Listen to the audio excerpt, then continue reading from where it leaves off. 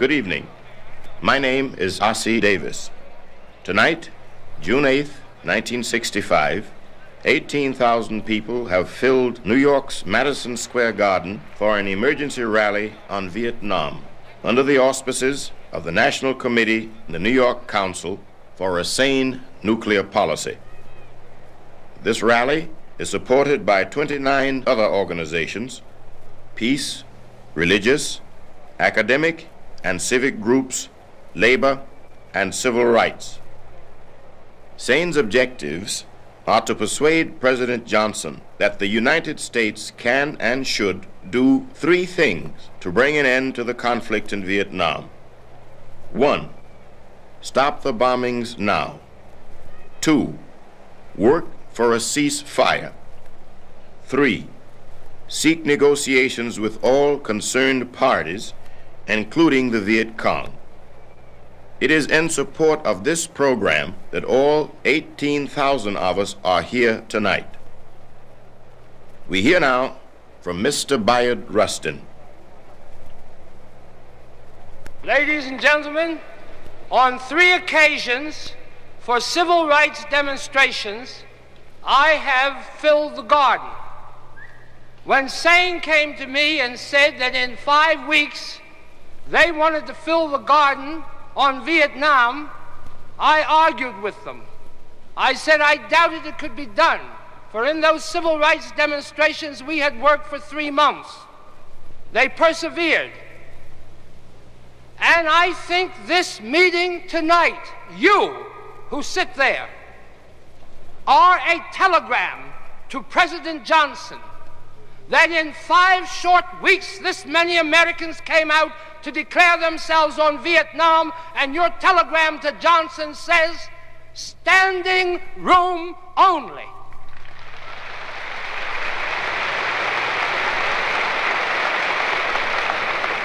Next, one of the country's foremost authorities on Vietnam, from the University of Chicago, Professor Hans J. Morgenthau. I am against the war in Vietnam for 3 reasons. The war is an unjust war. The war is a war which cannot be won. And finally, if it continues, it will have the exact opposite effects to those which our government intends us to have.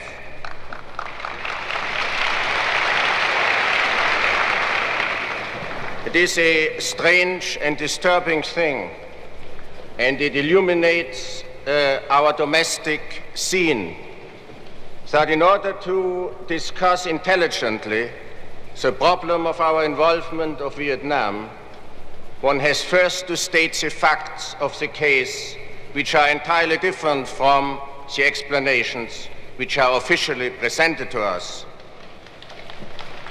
For our government lives in a world which is of its own making.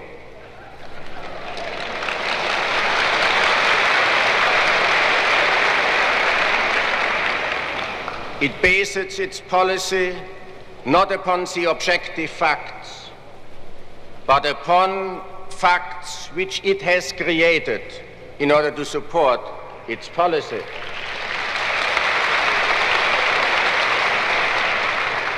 We are told today that we are helping a friendly government which has asked for our help in order to repel foreign aggression.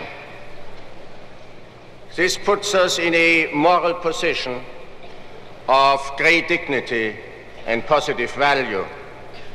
The truth is, of course, that there has never been a sovereign government in South Vietnam since 1954. The truth is that Mr. Diem, the first president of South Vietnam, was discovered in this country by the CIA and was sent to Vietnam to take over the government. So insofar as we have negotiated with the government in Saigon, we have really negotiated with ourselves.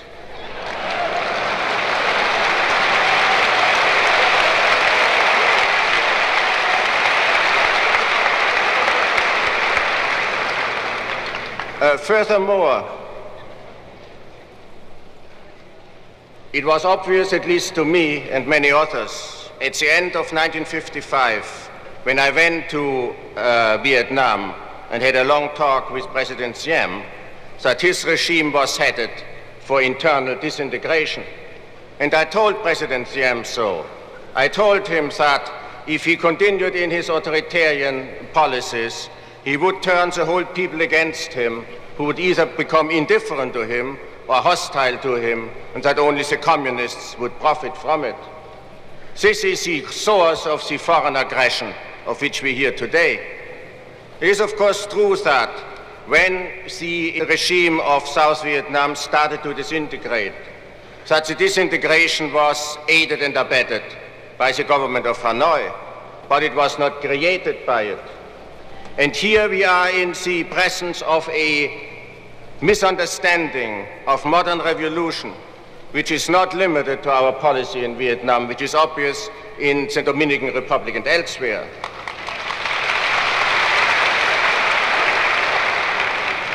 For better or for worse, this is a revolutionary age. And obviously, there is a communist component in most, if not all, contemporary revolutions. But the communists have not created those revolutions. They try to use them, they try to exploit them. But even if Marx had died of the measles as a boy, and if Lenin had been run over by a troika as a young man, there would still be revolutions today.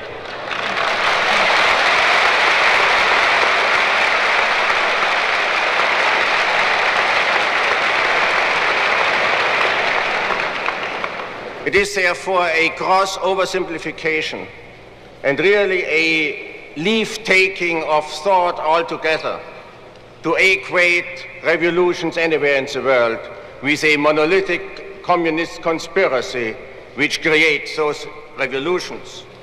That substitute for thought is about on the same level of intellectual value as the vulgar Marxist conception that wars are instigated by the warmongers of Wall Street, by a board of directors which meets every morning, takes a look at the map, and tries to decide where's the next war or to start.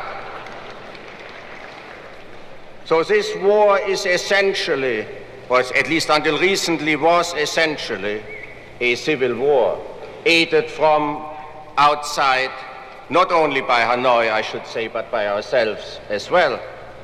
Because if you speak of intervention, we should not forget our own massive intervention as well.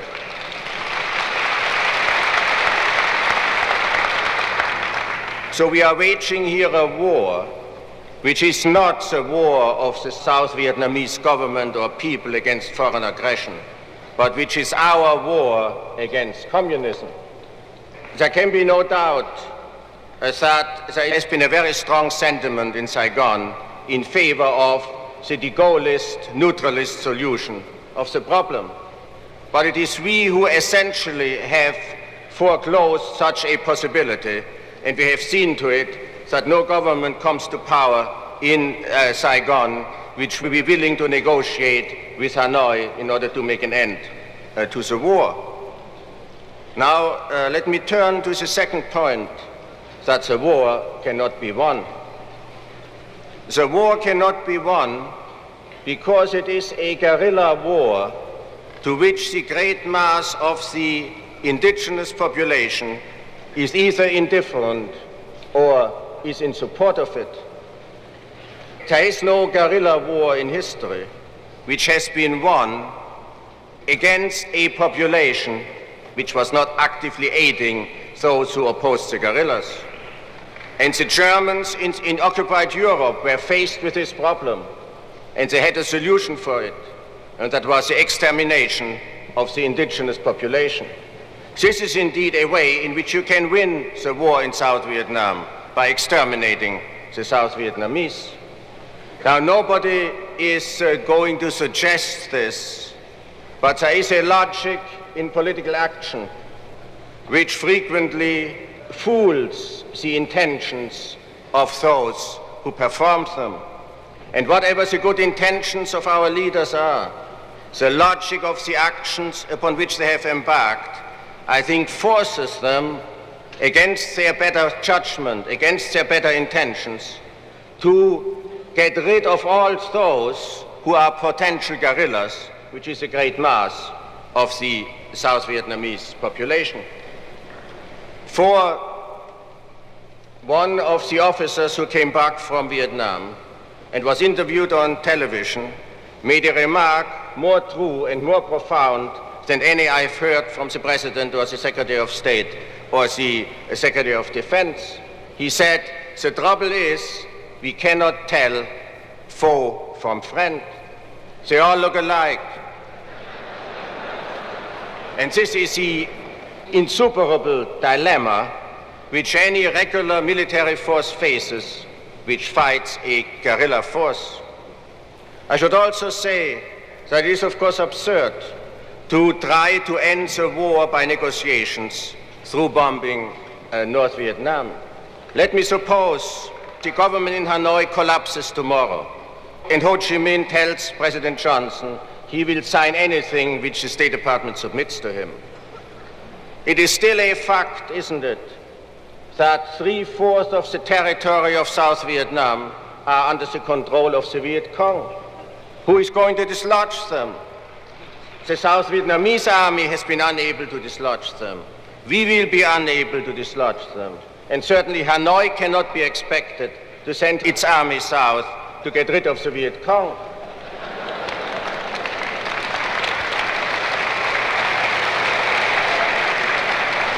So when we say we are in favor of negotiations without any conditions, we are in favor of negotiations with people who are not the actual negotiating partners, who do not control the situation in South Vietnam. And here we have another aspect of the same fiction to which I have referred before. The idea that the Viet Cong is a mere organ, a mere agency of the government in Hanoi. The National Liberation Front, the political arm of the Viet Cong, is a relatively independent force which at times has opposed Hanoi, which has independent relations with Peiping, for instance, and Peiping has been very careful to cultivate the National Liberation Front in order to separate it from Hanoi. So it is they with whom we ought to negotiate if we want to negotiate with anybody, because it is they who are our opponents in South Vietnam and nobody else. And so it is utterly futile to bomb a state which has given aid to the South Vietnamese, but which is not responsible for the revolution, which does not control it. Somebody in Washington has said quite wisely that the damage the bombing does to the cause of the Viet Cong is about similar to the discomfort which would be created in the Pentagon if the air conditioning wouldn't function.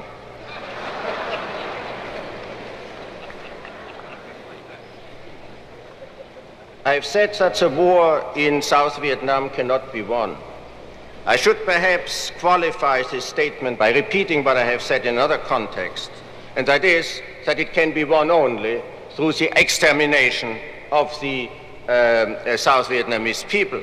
Short of that, with the Viet Cong being primarily armed with our own weapons, until February it was a common estimate in Washington that between 80 and 90% of all weapons of the Viet Cong were of American origin, either surrendered by the Saigon army or being captured by the Viet Cong, or more particularly, being sold by the Saigon soldiers to the Viet Cong. This is a fact, and it is a fact which, of course, is not mentioned in the official statements coming from Washington. Now, what is the solution to this problem?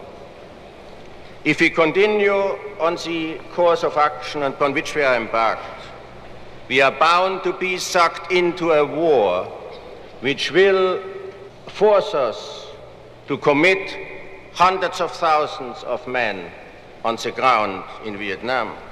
Mr. Hansen Baldwin, who has very good connections, has estimated that we will have to send 1 million men to Vietnam. It is difficult to imagine the logistics of such an undertaking and against whom they would fight, because here is another problem which we face when we fight guerrillas. We are, of course, much better armed than the guerrillas, but our arms, exactly because they are so powerful, are relatively ineffective against them. We are in the position of a man who has a machine gun at his disposal and who is attacked by a swarm of bees. He's very powerful, but the machine gun doesn't do him any good under the conditions under which he finds himself. Now let me ask, what is the solution to the problem? And let me go back to 1954, when Vietnam was divided into two administrative units, and I use those terms advisedly because the Geneva Agreements of '54 were emphatic in declaring that there ought not to be two different states, and that the 17th parallel, the boundary, was not to be a political or military boundary between two so-called states. It was simply an administrative line of demarcation. Then it was generally believed that the concession which the other side made in agreeing to this administrative line of demarcation was a mere temporary one, and that sooner or later all of Vietnam would be united under the domination of Hanoi. And if the communists had pressed their advantage in '54, they could easily have gotten all of Vietnam. Now, I come back to what I have said many times before, and which is, of course, obvious to all of you, that this kind of simple-minded opposition to communism, as if it were one monolithic enemy, is certainly out of date. It may have been correct 15 or 10 years ago, but today it has become completely obsolete. We are facing today all kinds of communisms, and we ought to be hostile to them in the measure in which they impinge upon our national interests. And nothing will more surely unite the communist camp again but this kind of simple-minded opposition to every type of communism, regardless where we find it.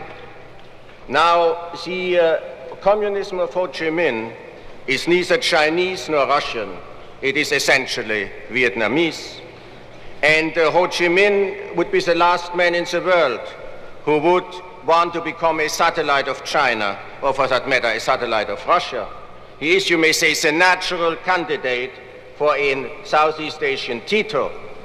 And if he had a foreign policy worthy of the name, we would certainly make every effort to create in Southeast Asia a new balance of power with the help of the Soviet Union, which in this respect has the same interest as we have to prevent the extension of the power of China, to create a situation in which a united Indochina could live as a Titoist communist government, not subservient to the Soviet Union, not subservient to China, and not hostile to the United States. But the policy we are pursuing today is bound to lead to the coalescence of the three different communisms which meet today in Southeast Asia, the Chinese, the Russian, and the Vietnamese. And so what we are going to get is the exact opposite of what is in our interest. We will get in Southeast Asia a monolithic communism exactly because we start from the assumption that such a monolithic communism actually opposes us. And if there is any way of characterizing a self-defeating policy, a suicidal policy, I would say it is this. And I should also say in conclusion that if the present course is not reversed, we are only at the beginning of our troubles.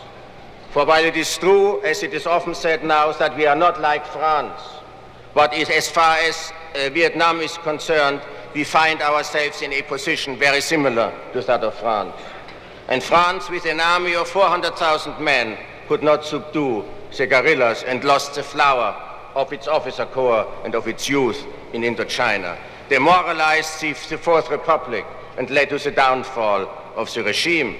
This is the enormous danger which I say in the South Vietnamese War. Not only that it is an unjust war, not only that it is a war which cannot be won, Not only that it is a war which, if it is pursued, will have the exact opposite effect of what we intended to be, but that it is also a war which is going to affect the moral fiber of our own nation, that it will brutalize us, that we will get impatient and hostile with a government which imposes upon us those sacrifices with no possible end, with no possible reason for it. So for all those reasons, I say, let's make an end to the Vietnamese War.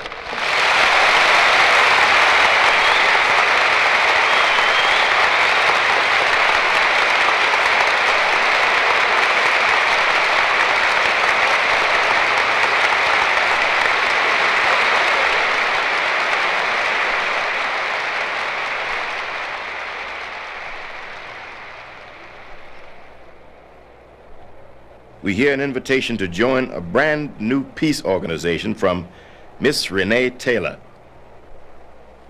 How do you do? Don't get up. I've come here tonight to invite you to join a new organization of which I am the president, HAALPFH. How about peace, fellas, huh?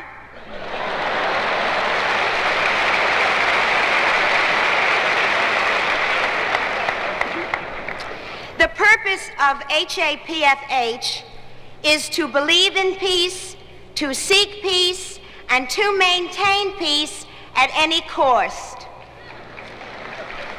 such as war, etc. I don't know if you've read about it in the paper or not, but our country is currently engaged in a couple of small wars for peace. I think the Dominican Republic and Vietnam or something. And unfortunately, we're going about it half-heartedly. If you look at the newsreels, you'll notice that our servicemen are advising with a tremendous lack of emotional involvement.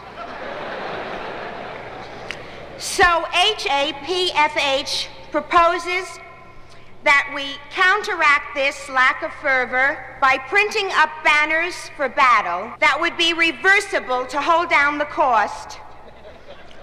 And on one side, it would say, up the rebel, down the junta, and on the other, down the junta, up the rebel.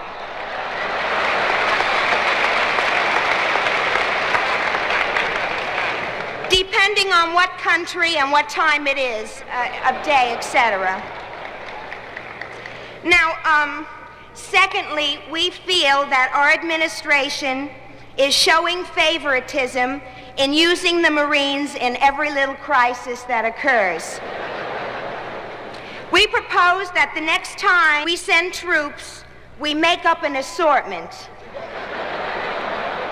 Thirdly, we make a stand on using gas.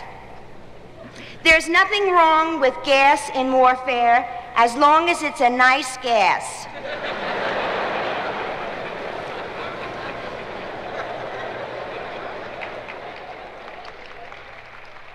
You know, there are two kinds of people in this world, the watchers and the doers.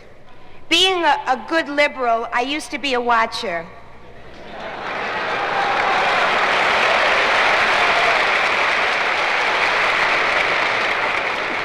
For instance, I sat in front of my television set and watched the march from Selma to Montgomery, and I sang, "You Shall Overcome."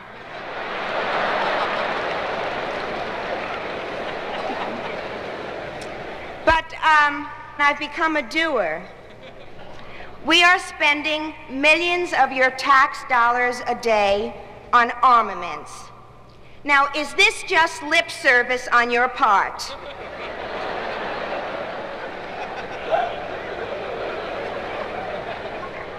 I say we must put our mouth where our money is.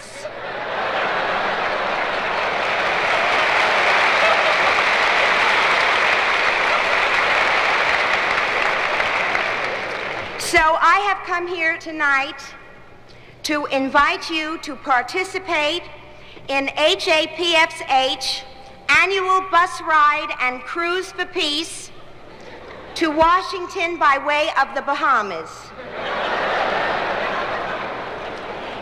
For you young people, it's a great way to work for world salvation and meet fellas.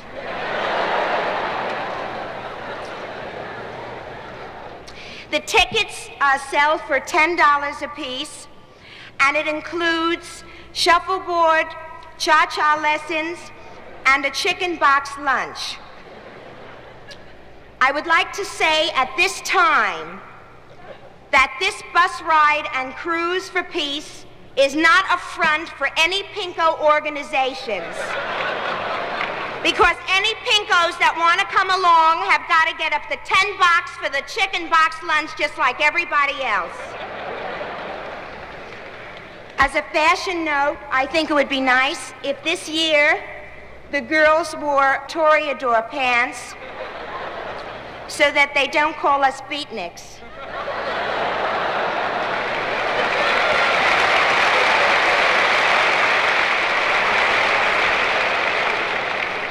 I think it would be nice if we had a representative turnout of all races and religions. And right now, we're concentrating on filling our quota of Jews.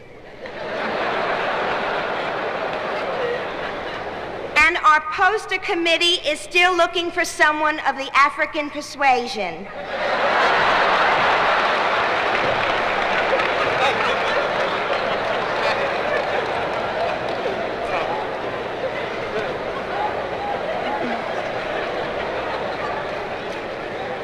We will probably be televised, so I suggest we keep the whole thing moral looking on the trip down.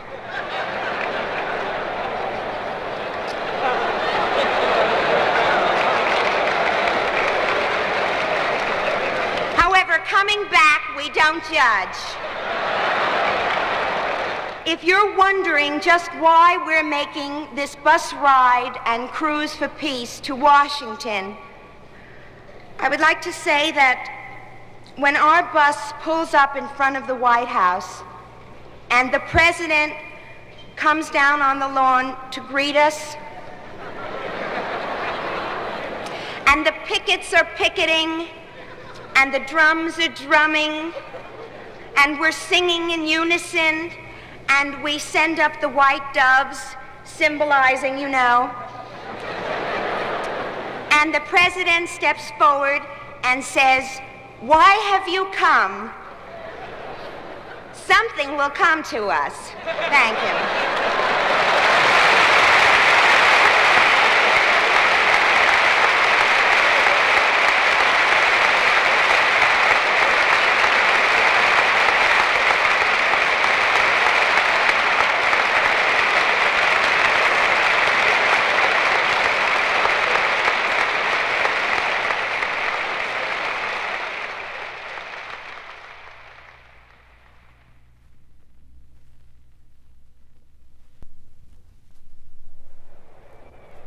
And now, the Honorable Senator from Oregon, Wayne Morse.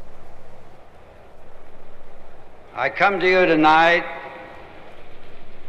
to tell you that I move and have my being in political circles, and I know that a meeting such as this and similar meetings that are being held across this country, large and small, for every community discussion of this great crisis, let me say, sends its wavelengths to Washington, D.C.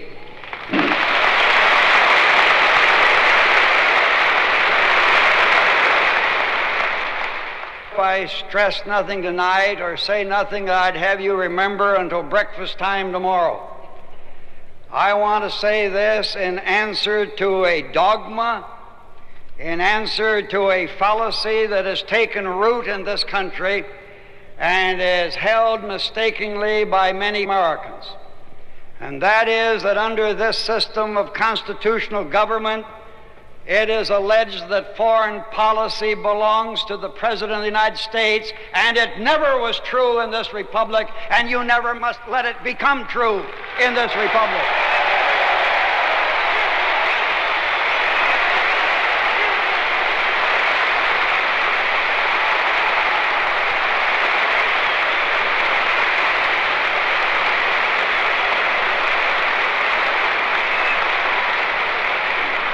If you are going to carry out your responsibilities of citizen statesmanship, then never forget that under our constitutional system, our forefathers declared that foreign policy belongs to the American people and not to the President of the United States.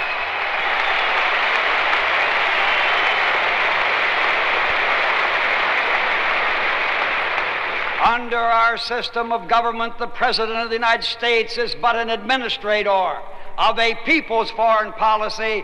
But if you're going to have an intelligent, sound foreign policy, your government must give you the facts about your foreign policy and not conceal it from you.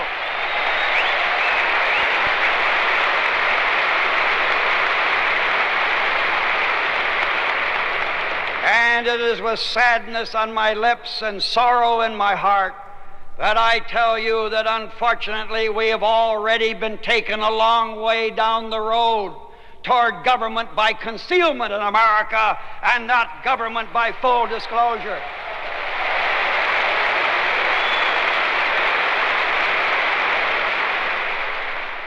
If the United States thinks that it has a right to move in anywhere in the world where a contest in any country takes place over the form of government that they're going to have, we have neither the manpower or the economic resources to be the world's international policeman against communism.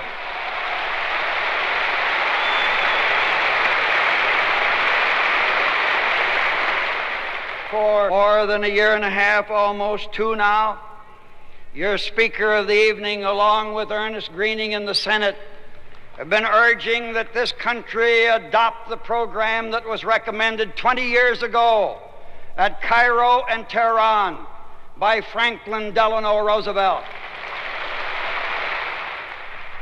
He proposed 20 years ago that an international trusteeship should be set up for all of Indochina because, as he pointed out in that conference, colonialism in Asia by Western powers was dead, and the Western powers ought to recognize it.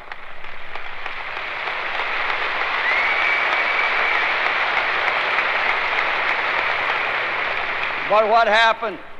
Great Britain blocked it. Why?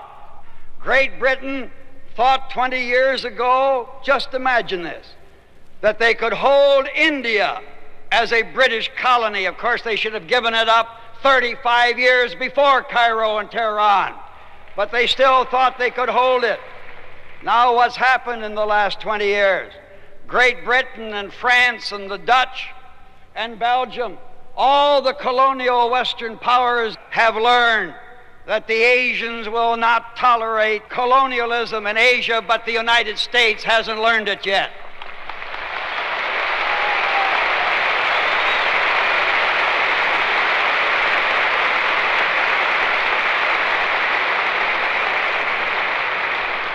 Today, your government has openly announced for the first time officially that American troops are now going to be sent into combat in Southeast Asia. And as we go down that road of war, it is going to end up with the involvement of hundreds of thousands of American troops. It will not be many months before there will be 300,000 American troops, and it will not be long thereafter before there will be 1 million, and there will not be long thereafter if we don't stop this course of action until we are involved in a massive all-out war in Asia, resulting in the loss of hundreds of thousands of both Americans and Orientals. I want to say that there's been a lot of talk that we're in South Vietnam to protect freedom. There hasn't been an hour of freedom in South Vietnam since the first American troops moved in. The time for bilateral negotiations between the United States and South Vietnam on the one side, and North Vietnam and the Red Chinese and the Viet Cong on the other is gone. You can't expect the Red Chinese and North Vietnam to come to such a conference table with their diplomatic tails between their legs. They have no intention of engaging in that kind of a surrender. But I think if you could get the United Nations to head the table and call the conference and make perfectly clear that they're going to seek to lead the combatants to an honorable, a fair, and enforceable settlement, the only way you can substitute the rule of law for a continuation of a jungle law of war in Asia is for us to get to such a peace table, and you've got to have a neutral third party at the head of that table, not either side that is engaging in the war. And that's what I'd like to hear my president propose.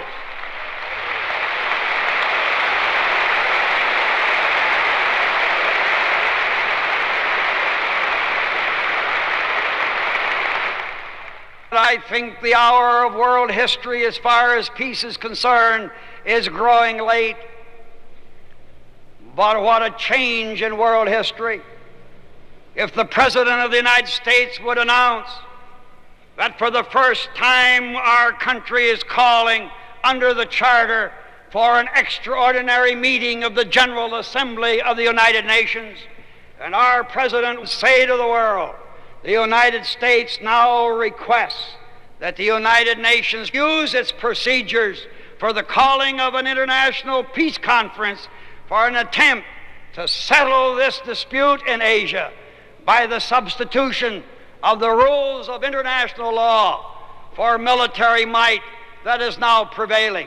I happen to believe that you and I owe it to future generations of Americans to raise our voices in plea that if the United States continues to follow its course of action in Asia and the communists continue to follow theirs, mankind is going to be led into the third World War Holocaust, out of which will come no victors. Thank you very much.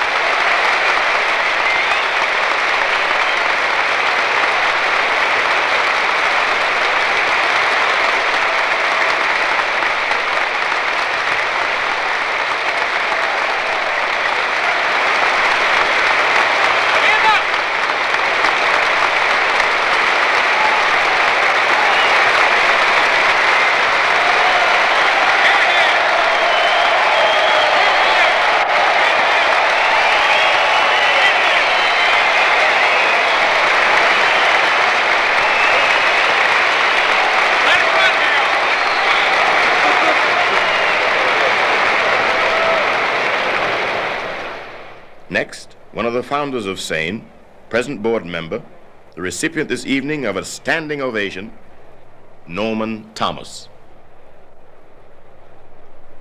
I have revised what I expected to say 3 or 4 times rather unsatisfactorily because this has been such a magnificent meeting.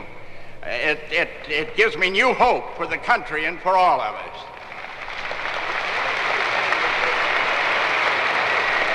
But it's very magnificent, places a burden upon us who speak so near the end. Almost everything that's worth saying has been said, and said splendidly, and I want to endorse it from the bottom of my heart. But there are some things I want to call to your attention that haven't been said. This will not be much of a connected speech, but the things I have to say are important. Senator Morse has told us that today it was announced that American troops would be sent into the actual fighting in Vietnam. We all knew it was coming. President Johnson is quite sincere. Some of his speeches have moved me, especially on civil rights. There's great joy in heaven over one sinner that repenteth, and he's repented notably in this field.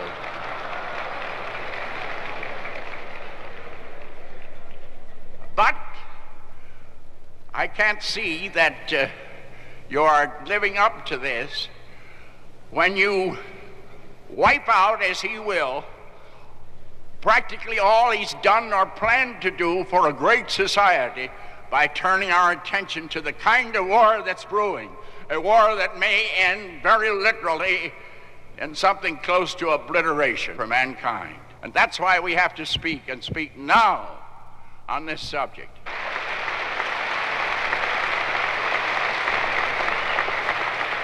And now what about Vietnam? Well, you've heard from many people that there are various ways better than fighting to deal with it. I would take any or all of them, or a mixture of any of them. But again, I want to say to my good friend Wayne Morse that I've got a little bone to pick with you. When you said that the UN was your great hope, you apparently forgot that China's out of the UN, and that China is the most important element right there. And this notion that the UN represents the world when it doesn't represent China, except that defeated Chiang Kai-shek who represents the 7th American Fleet. You can't do business that way. Remember that song.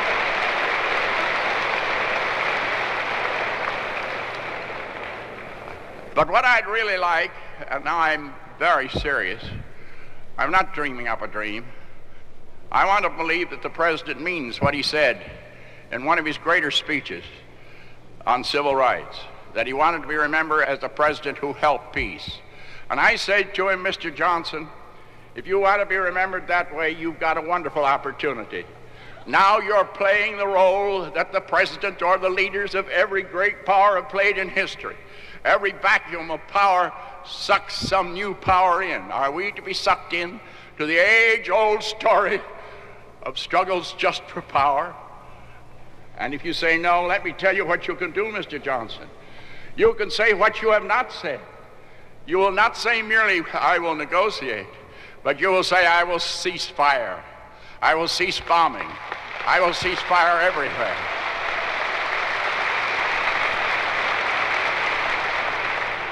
You will say what you have not said. Of course we'll negotiate with the National Liberation Front. They're doing most of the fighting. You will say that, Mr. Johnson. I think you're an honest man, and you will say that. And I think it'll make a difference. You will not say you'll begin to bring our troops home tomorrow at 10 o'clock. You will say they will keep within their lines. This will be supervised by neutral nations, each side within its lines, to preserve some sort of order and prevent massacres. But immediately negotiations will start, looking to utterly ridding that area of foreign troops. And these negotiations must include everybody with a legitimate interest. I think the Geneva powers would be a good beginning, and the UN can help.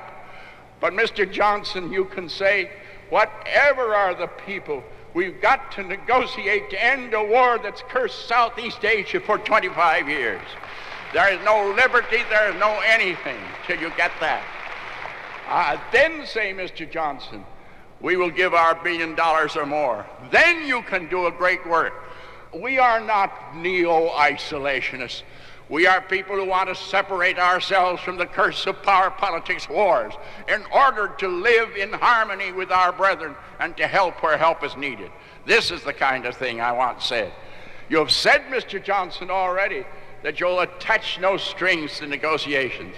I doubt if you mean it. I want you to attach some strings. The result of the negotiations must be pleasing to the Vietnamese people. Nobody has said that. And the result of the negotiations must be an arrangement under which thousands will not be sacrificed on any side in revenge. Suppose Johnson said it. Would it give power to the communists? No. It would hit communism at its weakest point. It would show that democracy is capable of great things. It would show that you don't need to turn communist to escape our neo-imperialism. This, Mr. Johnson, is a chance to make you stand out in history even more than what you have done for civil rights. Thank you very much.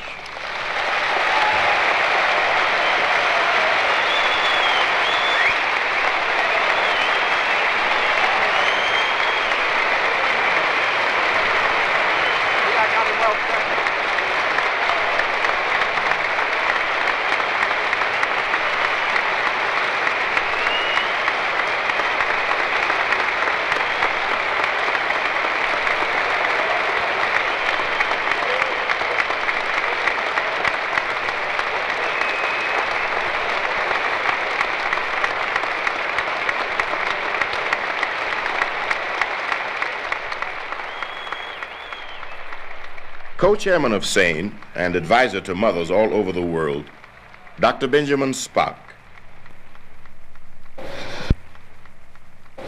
I think the path to the salvation of the world can be defined more simply still. Christ said, "Love thy neighbor."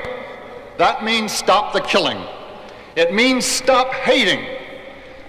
It means stop the hypocrisy of saying that we only seek peace and that our hearts bleed for the poor people of Vietnam while we bomb their homes and bridges, burn their fields and villages and children. They have done nothing to us to deserve this barbaric cruelty from us.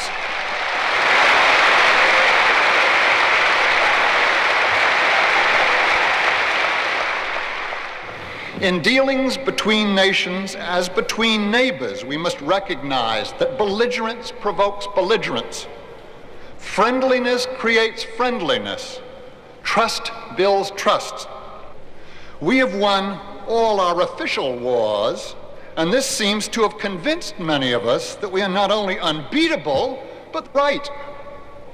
It's revealing to read in newspapers the letters to the editor which state, "We must teach the communists a lesson in Vietnam," or "We should clean up the mess in Cuba," as if no one's wishes count but ours, and as if we have the right and the ability to impose them by force.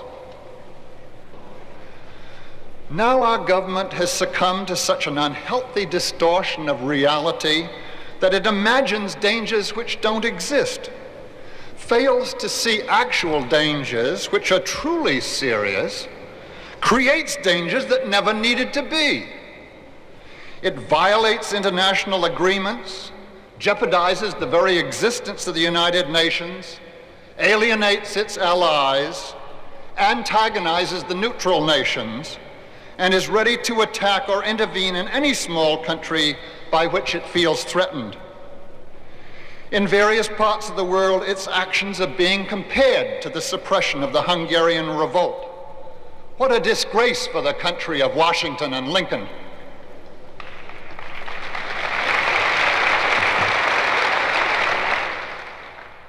Indignation gives a certain grim satisfaction, but it does no good and gains no credit anywhere. Action of one kind or another is all that counts.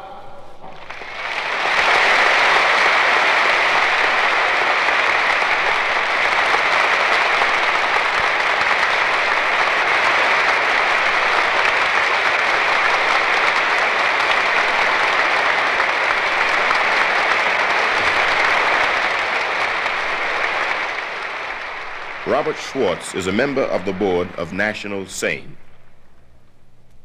Dissent must not be confused either with disloyalty nor with a form of mild disapproval.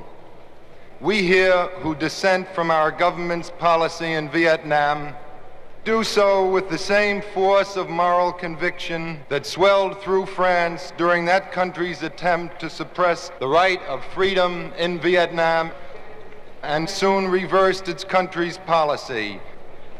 We may well recall those words of Thomas Jefferson: "It behooves every man who values liberty of conscience for himself to resist invasions of it in the case of others, or their case may by change of circumstances become his own."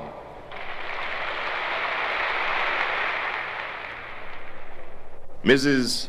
Martin Luther King, Jr. Where my husband and I have lived and where we have worked, poverty and bombings are not abstractions. They are a part of the struggle of life from one day to another. How can I explain to our 7-year-old son that people who bomb other people must be prayed for, pitied, and forgiven, that the federal government is on our side, and that democracy is our ideal, only to have him watch on the television and see the very same troops we welcomed in Alabama throwing bombs in Vietnam? Have you often wondered, as I have, why it is that the same President Johnson who speaks so eloquently for civil rights and who has been so moved by the struggle for the right to vote and the anguish of the poor can be so callous about the Vietnamese and so apparently thoughtless in foreign policy? I think it is because we permit him to be. We have not yet educated the country or brought sufficient people into the streets so he will know where we stand on the question of peace. Ultimately, there can be no peace without justice, and no justice without peace. The two great moral issues of our time, peace and human rights, are so closely related that we can say that they are one and the same.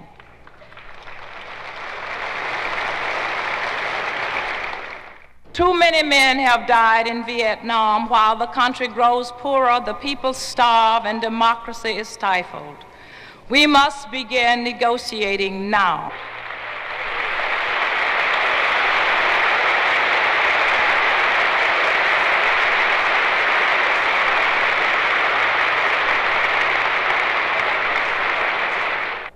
Bayard Rustin, speaking again on peace and civil rights, our common ground.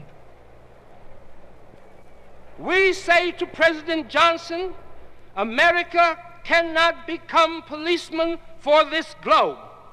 If we are going to send Marines into every Latin American country that has communists in the midst of a revolution, if we are going to move every time communists take sides, one or another, in relation to revolution in Africa, then we are damned to move tragically from one disaster to another.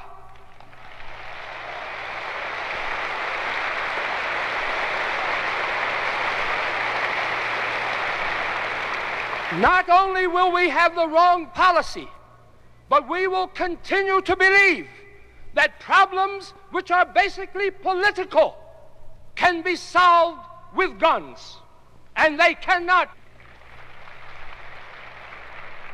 Now, I am not an isolationist, my friends, but the fact is that the present war psychology which is developing in this country will begin to divert any planning and programs for uplift, for in fact, we cannot help people in Vietnam nor in Mississippi so long as this psychology prevails. This war psychology diverts the creative energy of our people, and it creates an infantile faith that biological agents and chemical warfare and crude power can in fact sustain freedom and democracy. The continuation of this fruitless war is a continuation of a psychology that will permit the American people to tolerate more and more poverty in this country and not less. It will permit reaction to spread in the name of patriotism. This psychology will force us to seek military solutions to problems that are purely political, as is being done in Santo Domingo, and it will divert attention and energy from the struggle for racial equality in this country.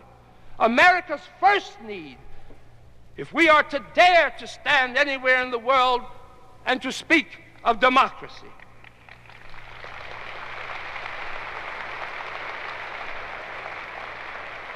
And one hopes to God that before it is too late, this country will finally learn that workers and peasants, whether they are in Mississippi or whether they are in South Vietnam or North Vietnam, the desire for dignity and freedom from foreign domination is so vast and so great that all the troops of the United States and our arsenal of biological agents and chemical warfare cannot prevail against them.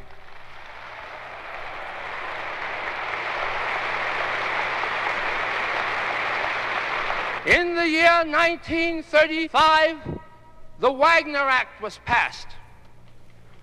But the courts continued injunctions against American workers until the sit-down strikes. Then the CIO got off the ground because of the sit-down strikes and the social dislocation.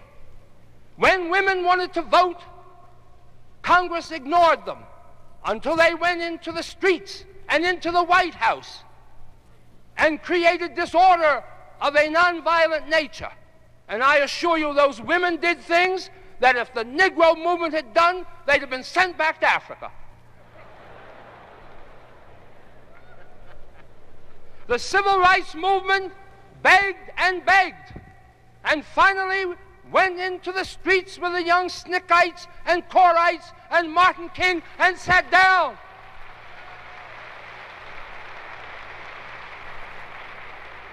The time is so late, the danger so great, that I call upon all of the forces which believe in peace to take a lesson from the labor movement and the women and the civil rights movement and stop meeting indoors, but go into these streets until we get peace.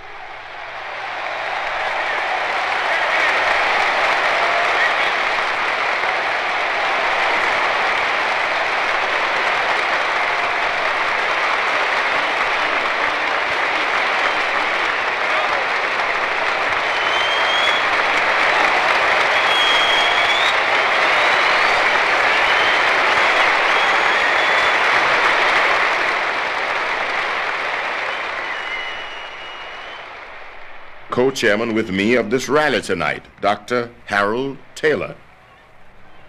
Following the rally, there will be a march to the UN. Following Bayard Rustin's notions of getting into the streets, we will. And the